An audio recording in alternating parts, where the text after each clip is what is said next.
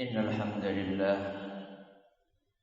نحمده ونستعينه ونستغفره ونعوذ بالله من شرور أنفسنا ومن سيئات أعمالنا من يهده الله فلا مضل له ومن يضلل فلا هادي له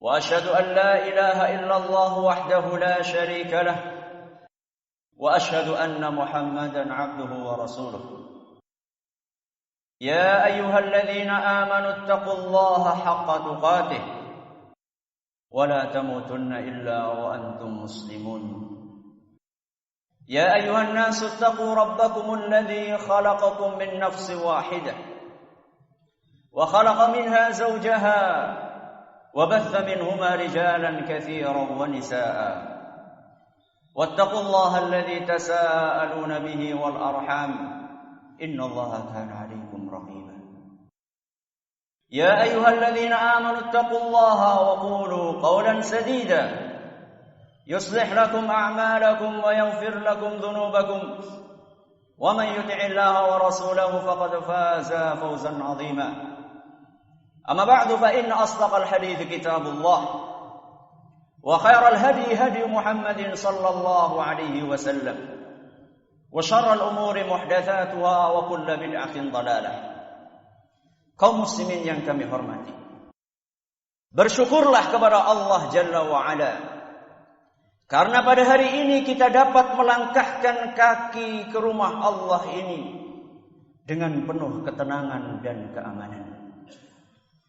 Bersyukurlah pada Allah Subhanahu wa ta'ala karena saat ini kita duduk bersimpuh di sini, tidak ada gempuran misil dan roket yang dikhawatirkan meluluh lantakkan rumah Allah ini.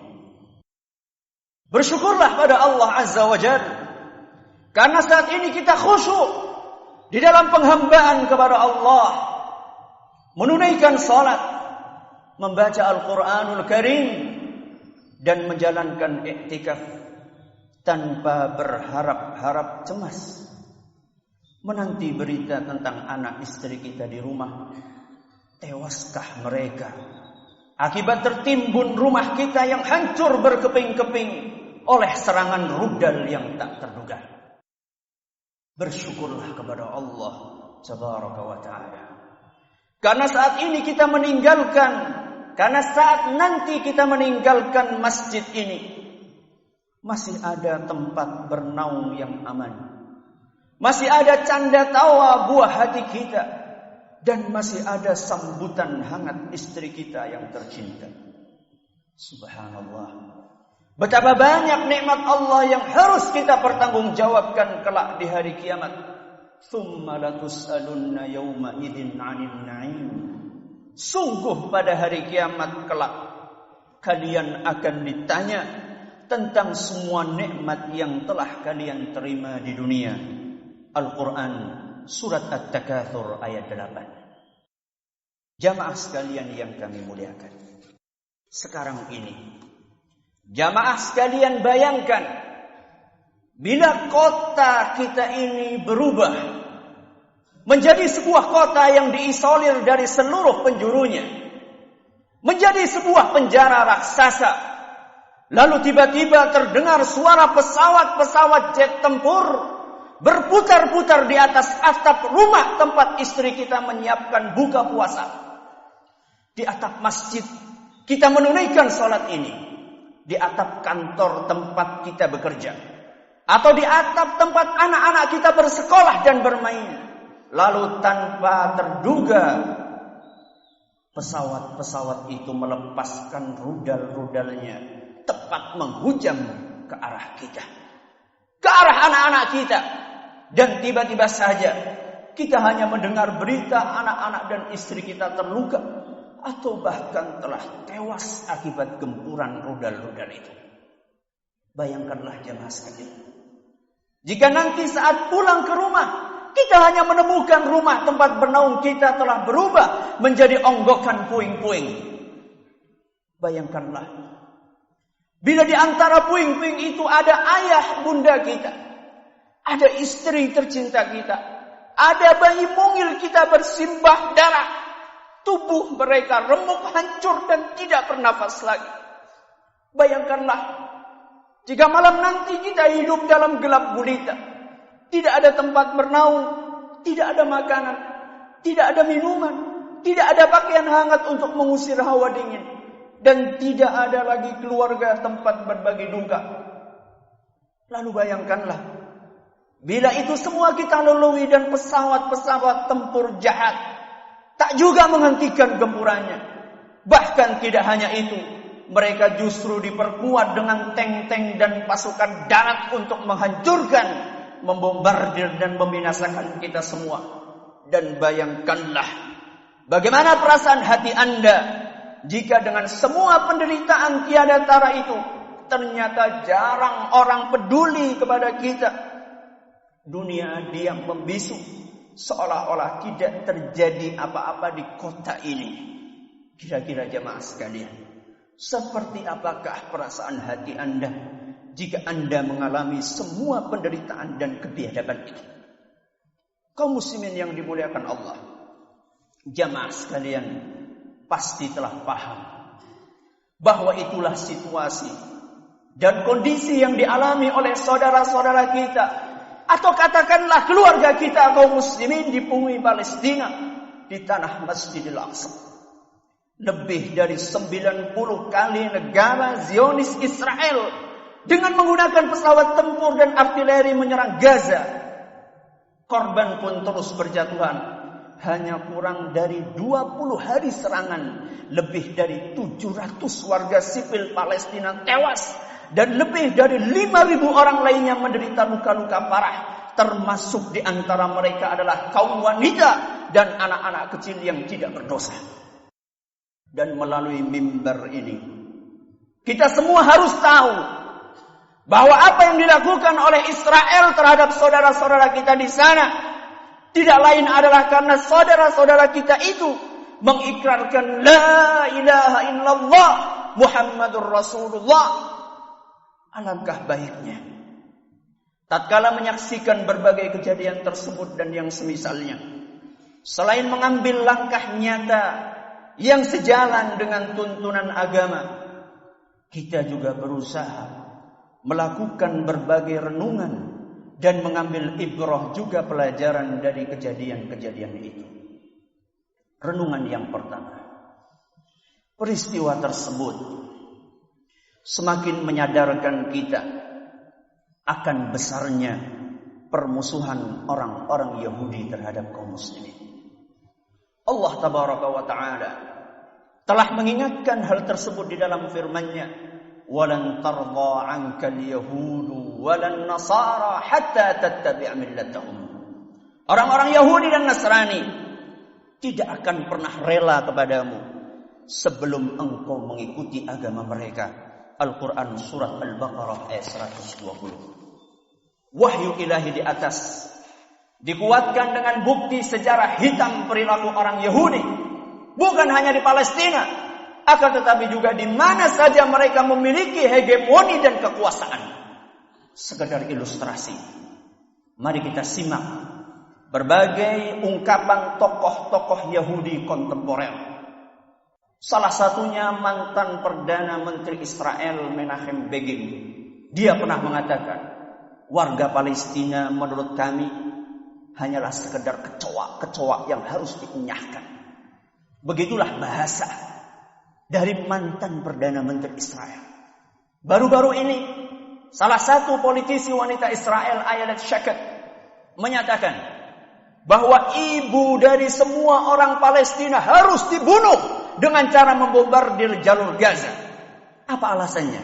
Kata Sheket, pembantaian terhadap para ibu Palestina itu dilakukan demi menghindarkan lahirnya ular-ular kecil. Begitu dia mengungkapkan dengan bahasanya yang keji tentang anak-anak yang ada di Palestina. Begitulah secuil contoh dari ungkapan kebencian mereka. Dari sinilah kita mengetahui betapa berbahayanya propaganda ideologi pluralisme, yaitu sebuah ideologi yang berusaha untuk menyamakan antar semua agama. yang diusung oleh sebagian kalangan di negeri kita ini. Ideologi ini pada hakikatnya ingin meruntuhkan salah satu prinsip dasar Islam, al-wala dan al-bara, cinta dan benci karena Allah.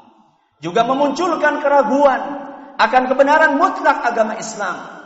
Namun amat disayangkan, ternyata tidak sedikit di antara kaum muslimin yang termakan pemikiran menyimpang tersebut, padahal dalil syar'i maupun fakta sejarah begitu jelas membantah habis ideologi itu. Renungan yang kedua, menyuarakan kebencian terhadap Yahudi akan mandul apabila tidak diiringi dengan langkah nyata dalam kehidupan sehari-hari. Apabila kita cermati berita tentang ungkapan kebencian banyak kaum muslimin terhadap kaum Yahudi, lalu kita bandingkan dengan realita kehidupan mereka sehari-hari, niscaya masih banyak kita dapatkan kontradiksi antara keduanya. Masih banyak di antara mereka berteriak sekeras-kerasnya mengutuk perilaku orang Yahudi. Namun anehnya mereka masih mengidolakan tokoh-tokoh Yahudi. Ada di antara mereka yang berdemo di jalan mengecam tindak kejam Yahudi. Namun ternyata dia masih mengidolakan bintang pemain bola Inggris David Beckham, seorang yang bangga dengan keyahudiannya. Ada yang membakar bendera Israel di lapangan, namun ternyata dia mengagumi Daniel Harry Potter Radcliffe, seorang Yahudi tulen. Ada yang beraksi melaknat kebrutalan kaum Yahudi, namun ternyata dia masih menggemari film-film karya raksasa produser perfilman Yahudi, Walt Disney dan MGM, serta masih akrab dengan tokoh-tokoh Donald Bebek, Mickey Mouse dan Tom and Jerry. Tentunya fenomena di atas amat memprihatinkan kita, sebab begitu kontradiksinya antara ucapan dan perbuatan mereka.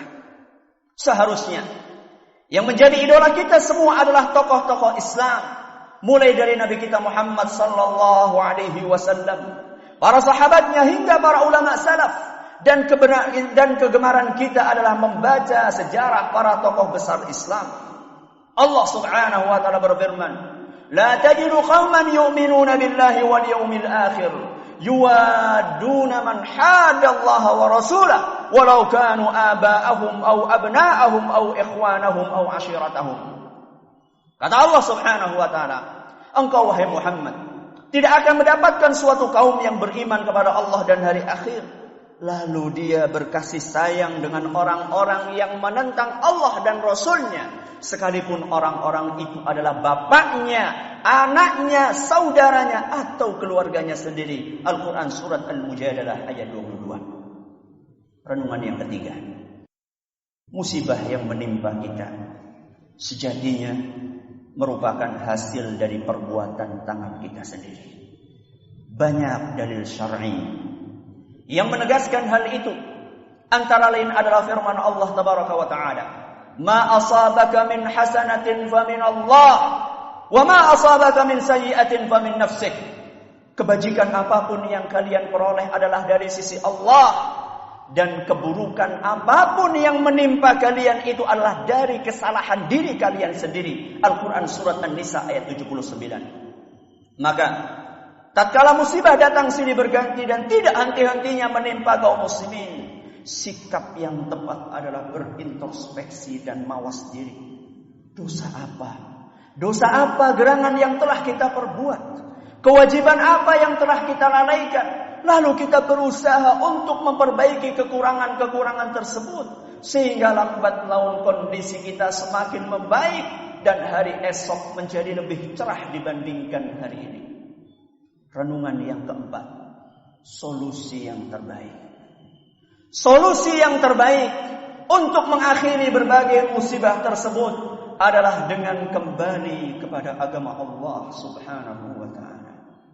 Sungguh fenomena keterpurukan umat Islam dan dijadikannya mereka sebagai bulan-bulanan para musuh sebenarnya telah dikabarkan oleh Rasulullah sallallahu alaihi wasallam sejak 14 abad yang lalu. Beliau pernah bersabda, "Yushikul umam an tada'a 'alaikum kama tada'al akalatu ila qas'atiha.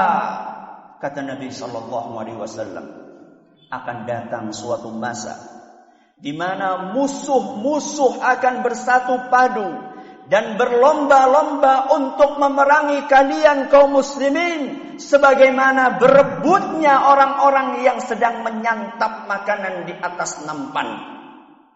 Faqala qailun, salah seorang sahabat bertanya, wa min qillatin nahnu yawma idz, wahai Rasul, apakah kami menjadi bulan-bulanan karena jumlah kami saat itu yang sedikit?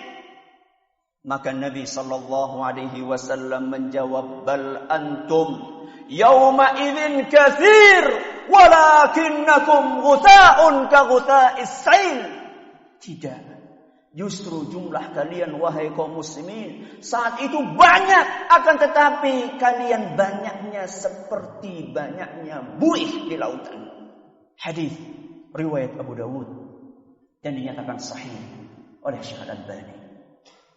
Namun Nabi kita Muhammad sallallahu alaihi wasallam tidak lupa untuk memberikan solusi guna mengakhiri keterpurukan tersebut. Beliau bersabda, sallallahu alaikum dhulla la yanzi'uhu hatta tarji'u ila dinikum. Allah akan menimpakan kehinaan atas kalian hingga kalian kembali kepada agama kalian. Hadis riwayat Abu Dawud dan dikuatkan oleh Syekhul Islam Ibnu Taimiyah, Imam Asy-Syaukani dan Syekh Al-Albani. Solusinya adalah kembali kepada ajaran Islam yang benar.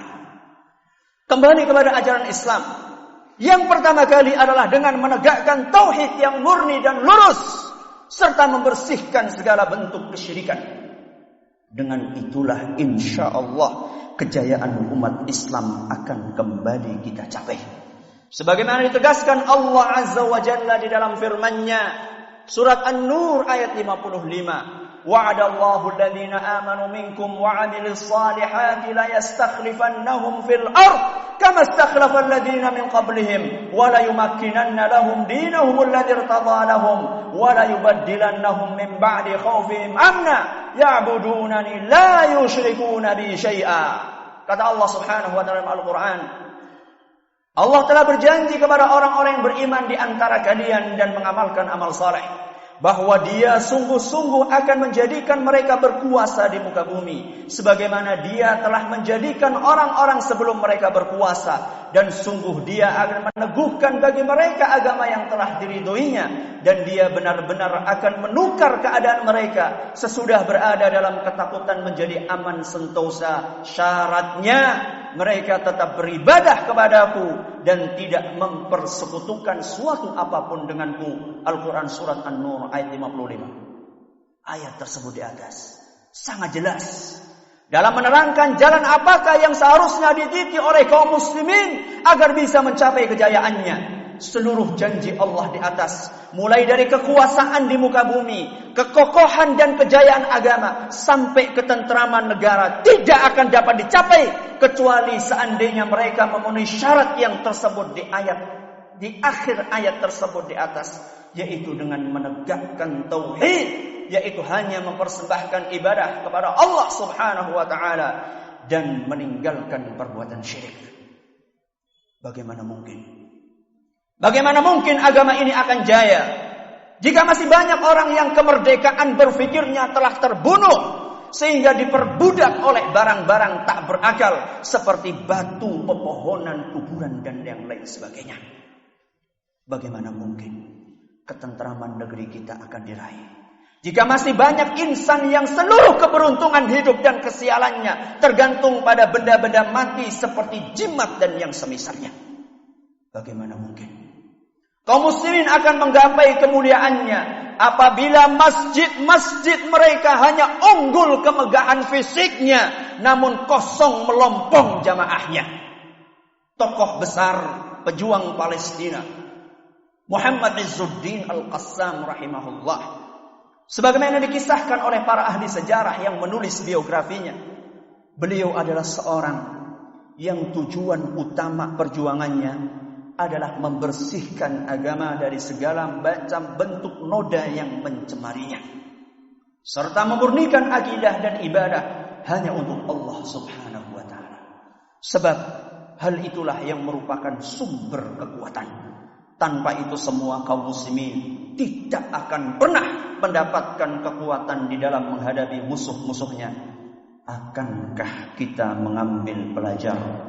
Akankah kita mengambil pelajaran dari teladan yang digoreskan oleh sang pejuang tersebut? Aqulu qouli hadza wa astaghfirullah li wa lakum wa li jami'il muslimin wal muslimat fastaghfiruhu innahu huwal ghafurur rahim. Alhamdulillah hamdan katsiran tayyiban mubarakan fihi kama yuhibbu rabbuna wa yarda.